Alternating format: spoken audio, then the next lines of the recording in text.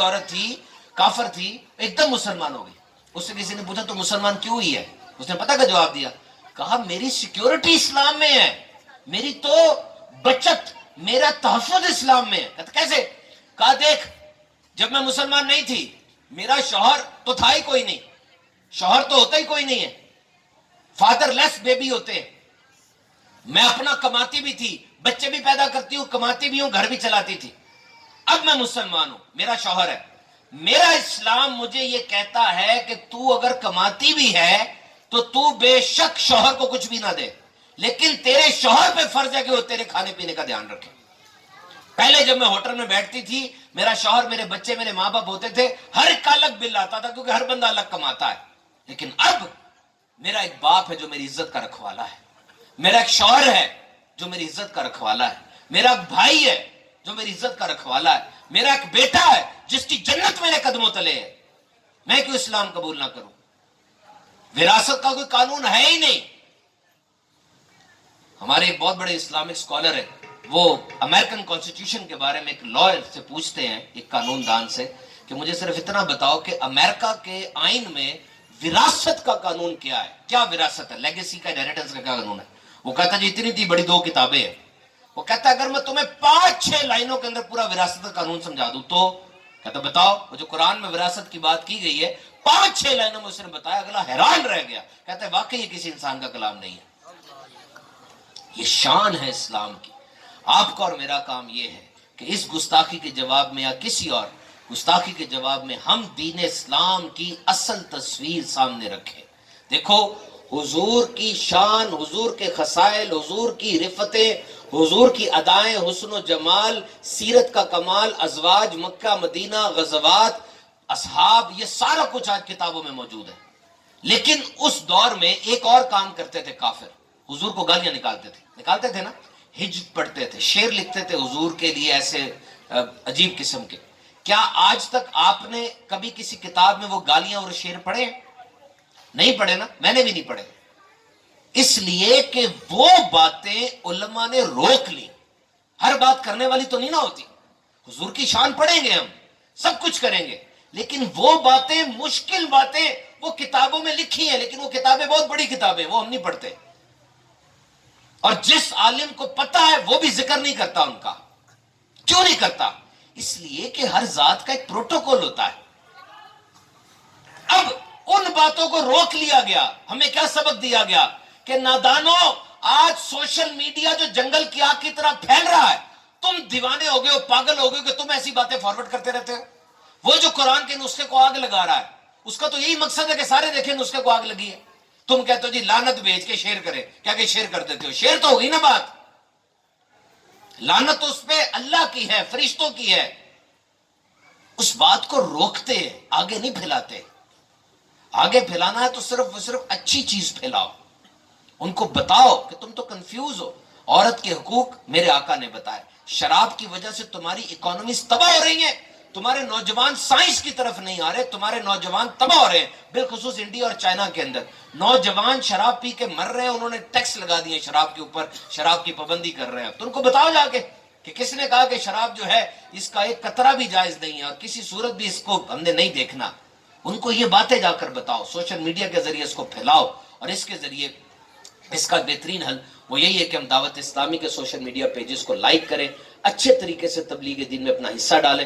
میرے محترم اسلامی بھائیوں, دعوت اسلامی کا کام آج آپ کے سامنے ہے. دعوت اسلامی نے دین اسلام کا کام ہر انداز سے کیا. اگر آپ سائنس کی بات کرتے ہیں تو ہمارا دارالمدینہ الحمدللہ ایک اسکول سسٹم ہے جس کے ذریعے ہم سائنس کو بھی, یعنی جو ریگولر سبجیکٹس ہوتے ہیں, ہمارا کالج بالکل تیار ہے. ہماری یونیورسٹی کی جگہ انشاءاللہ تعالیٰ فائنلائز ہوتی ہے تو اس کو بھی لے کر چلتے ہیں. لیکن اوریجنل جو دین اسلام ہے نا, جس طرح آپ کہتے ہیں نا اوریجنل انجینئر وہ یو ٹی لاہور میں ہے, اوریجنل ڈاکٹر وہ کنگ ایڈورڈ میں ہے. اب ڈاکٹر 5 سال پڑھتا ہے نا, ایک بھی سبجیکٹ اسلامیت کا نہیں پڑھ رہا.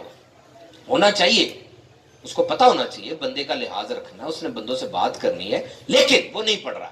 وہ ڈاکٹر بن رہا ہے, ڈاکٹری کی ساری باتیں پڑھ رہا ہے, آنکھ کی بیماری پڑھ رہا ہے, زبان کی بیماری پڑھ رہا ہے, پھیپڑے, پیٹ, دل, گردے کی بیماری پڑھ رہا ہے, ڈاکٹر جو بن رہا ہے. اسی طرح ایک دین کو سکھانے والا اور سمجھانے والا وہ عالم ہوتا ہے. وہ صرف دین کا علم پڑھتا ہے, 7-8 سال تک پڑھتا ہے, اور دین کا علم پڑھنے کے بعد وہ مسجد کے محراب و ممبر میں بیٹھتا ہے، ہماری رہنمائی کرتا ہے، ہمیں قرآن سکھاتا ہے، ہمیں مسائل بتاتا ہے. یہ دین کے ستون ہیں، ان لوگوں کو عام نہ سمجھنا. فرمایا انبیاء نے وراثت میں درہم اور دینار نہیں چھوڑے، علم چھوڑا ہے، اور یہ علماء، یہ اسکالرز، یہ وارث ہیں انبیاء کے. تو دعوت اسلامی کا یہ سٹرکچر تو بڑا پرانا ہے الحمدللہ. آج آپ کے تعاون سے 2 لاکھ سے زیادہ بچے ہمارے پاس قرآن حفظ ناظرہ اور درس نظامی، یعنی 8 سال کا 7 سال کا جو کورس ہوتا ہے وہ کر رہے ہیں ہمارے پاس. اس میں جو کرونا آیا، کریش ہو گئی ساری اکانومیز، ایجوکیشن سسٹم تباہ ہو گئے. 90 ملین بچے کرونا کے بعد سکول کالج میں نہیں آئے، غربت آ گئی، ان کو مارکیٹس میں جا کے جاب کرنی پڑی. اور اس وقت کرونا کی وجہ سے جتنے سسٹم کلیپس ہوئے، دعوت اسلامی الحمدللہ کرونا کے بعد نئے شعبہ جات دعوت اسلامی میں آئے. میں نے خود اپنے ہاتھوں سے 10,000 سے زیادہ خون کی بوتلیں اکٹھی کی ہیں. کرونا کے دنوں میں تھیلیسیمیا کے بچے تڑپ رہے تھے، خون تھا نہیں، ہمیں حکم ہوا، مرکز کی طرف سے ہم نے کام کیا. یہی دعوت اسلامی کا اعجاز ہے، کامیابی ہے، کہ ہمارے امیر جو کہتے ہیں ہم صدا لبیک کی لگاتے ہیں. میں نہیں، صرف یہ جتنے بیٹھے ہیں آپ کے سامنے، دنیا بھر میں دعوت اسلامی والوں کا یہی ترہ امتیاز ہے، یہی ڈسٹنگوشنگ فیکٹر ہے. امیر اللہ سنت فرماتے ہیں دین کے کام کے لیے کھالیں اکٹھی کرو، ہم گھر گھر جا کے کھالیں اکٹھی کریں گے. دین کے کام کے لیے اب مسجد میں درس دو، ہم مسجد، چوک، مارکیٹ، تاجر، تعلیمی ادارے میں درس دیں گے جا کے. تھیلیسیمیا آ گیا، بچے مر رہے، خون اکٹھا کرو، ہم خون اکٹھا کریں گے. تیارہ گر گیا، جا کر متاثرین کی مدد کرو، ہم متاثرین کی مدد کریں گے. میلاد آ گیا، سب کو اکٹھا کر کے حضور کی شان بتاؤ، ہم حضور کی شان بتائیں گے. جب لیڈر کے ساتھ اتنا کمٹمنٹ ہوتا ہے نا، پھر دعوت اسلامی بنتی ہے. یاد رکھنا، یہ دعوت اسلامی کی ترقی کا راز بتا دوں آپ کو، میں اتنی کمٹمنٹ کبھی نہیں دیکھی. یہ جتنے بیٹھے آپ کے سامنے 1% لوگ پیسے لیتے ہوں گے صرف. ساری بات اتنی بڑی تحریک ہے، ایسے لوگ تو چاہیے جو پرماننٹ ملازم ہو، ورنہ یہ سب اللہ کی رضا کے لیے دن میں اپنے کام کرتے ہیں، رات کو دین کا کام کرتے ہیں. تو یہ ہمارے جو جامعات ہیں اور مدرسے ہیں، یہاں پر ہم پیسے کوئی نہیں لیتے بچوں سے. یہ بچے 2 لاکھ بچے نہیں ہیں، یہ 2 لاکھ خاندان ہیں جو ہم سے وابستہ ہیں. ان کے کھانے کا بندوبست ہمارا ہے، ان کی رہائش کا بندوبست ہمارا ہے، اور اکثر اوقات تو اور بھی دیگر ان کی مدد ہم کرتے رہتے ہیں. تو ان بچوں کی تعلیم کتنی ضروری ہے آپ یہ جانتے ہیں، اور ان بچوں کی تعلیمی انتظامی اخراجات کے لیے دعوت اسلامی ٹیلی تھون کرنے جا رہی ہے. ٹیلی تھون کا مطلب یہ ہوتا ہے انگلش میں that we are going to raise the funds on phone. ہم میڈیا کے ذریعے فنڈز اکٹھا کر رہے ہیں. مقصد 2 ہی ہیں، جامعہ اور مدرسے کے طلبہ کے لیے رہائش کا انتظام، کھانے کا انتظام، ان کے جو بھی ان کے انتظام و انصرام ہے ان کی کوشش کرنا. تو اس کے لیے یونٹس اکٹھے ہوں گے. ایک یونٹ 10,000 روپے کا ہے. 15 نومبر کو ٹیلی تھون ہوگا چینل کے ذریعے. الحمدللہ ہمارے شہباز بھائی تشریف لائے، ہمارے بڑے نگران صاحب ہیں، یہاں کے دیگر اسلام بھی موجود ہیں.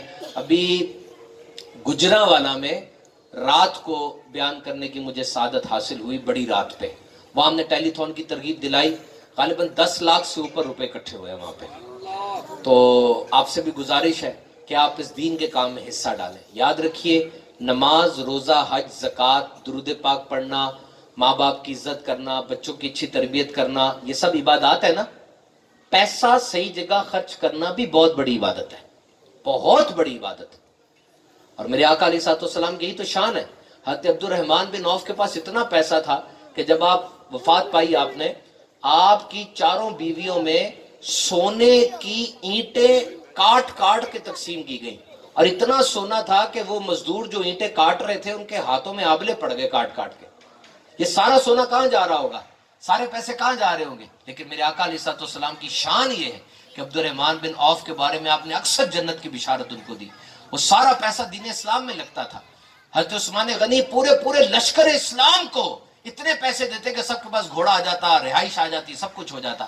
تو آج یہ چیزیں بڑی ضروری ہے. یہ دیکھیں یہ لائٹیں لگی ہوئی ہے، یہ مائک لگا ہوا ہے. اگر یہ مائک میں نہیں استعمال کروں گا، میں اتنا بڑا بیان کبھی نہ کر سکتا، میرا گلا بیٹھ جاتا. آپ لوگوں کو سننے بھی مسائل ہوتے.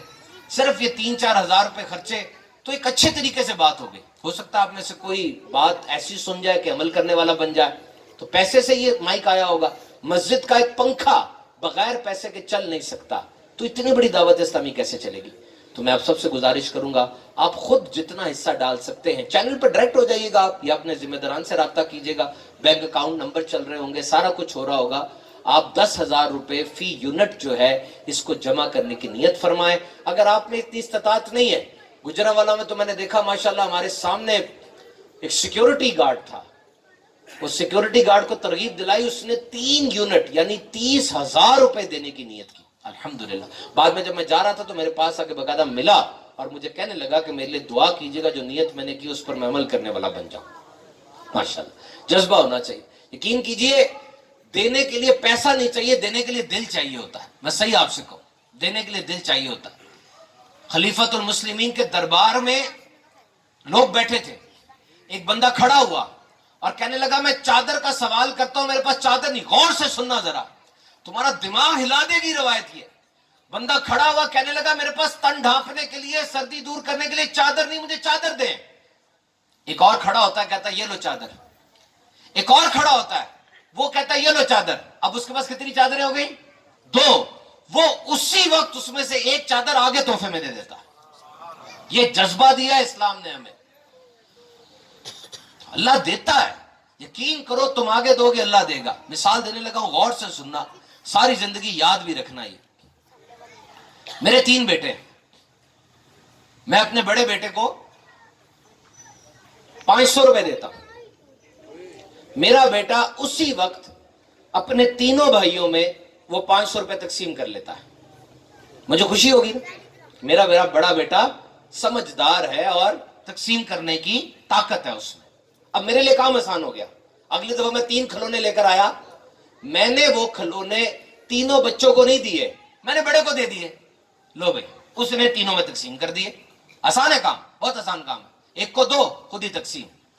اچھا ایک دن کیا ہوا، جب میں آیا میں نے بڑے بیٹے کو 500 دیا، اس نے تقسیم نہیں کیا، اس نے اپنے پاس رکھ لیا. مجھے پتا چل گیا کہ اب کام خراب ہو رہا ہے. اب آئندہ کیا ہوگا، اس کو صرف 150 ہی ملیں گے، باقی پیسے میں خود دیا کروں گا. ایسا ہی ہوگا نا. سن لو، کبھی کبھار ایسے لگتا ہے کہ خدا کی تقسیم بھی ایسی ہوتی ہے. کوئی ایک بندہ بانٹ رہا ہوتا ہے، بانٹ رہا ہوتا ہے، بانٹ رہا ہوتا ہے، کھلا رہا ہوتا ہے، دے رہا ہوتا ہے، اللہ اس کو بھی دے رہا ہوتا ہے. خوب اس کے پاس آ رہا ہے، وہ آگے دیتا جا رہا ہے، آگے دیتا جا رہا ہے. لیکن جب وہ ہاتھ کھینچتا ہے اور پھر ادھر سے جب ہاتھ کھینچتا ہے نا، وہ تباہ ہو جاتا ہے. اب اس کو صرف اس کا حصہ ملے گا نا، پہلے وہ دے رہا تھا، اس کو مل رہا تھا. آج تک میں نے زندگی میں 17 سال ہو گئے دعوت اسلامی کے اندر، وہ بندہ جو اللہ کی راہ میں دے رہا ہوتا ہے اس کو اس کا تھوڑا ہوتے نہیں دیکھا آج تک. میرے آقا نے فرمایا میں تمہارا نبی صلی اللہ علیہ وسلم تمہارے اللہ کی قسم کھا کر کہتا ہوں، کتنی بڑی بات ہے. صادق اور امین جن کی صحبت میں سچائی رہی تو سچائی کو سچائی ہونے کا رتبہ ملا. وہ کیا کہہ رہے ہیں، میں تمہارا نبی تمہارے اللہ کی قسم کھا کر کہتا ہوں کہ وہ بندہ جو پیسہ اللہ کی راہ میں دیتا ہے، زکوٰۃ دیتا ہے، اس کا مال کبھی کم نہیں ہوگا. مجھے بتاؤ، تمہارا اکاؤنٹنٹ تو کہہ رہا ہے کہ حضرت صاحب 10,000 روپے آپ نے دے دیے ہیں تو آپ کا تو مال کم ہو گیا ہے، آپ کے نیٹ پروفٹ میں سے مائنس کر لیا گیا ہے، آپ کی بیلنس شیٹ کم ہو گئی ہے، آپ کی انکم سٹیٹمنٹ کم ہو گئی ہے. نظر آ رہا ہے یار 10,000 روپے گیا، کم ہی ہوا ہوگا. لیکن اللہ فرما رہا کم نہیں ہوا، نہیں ہوا کم.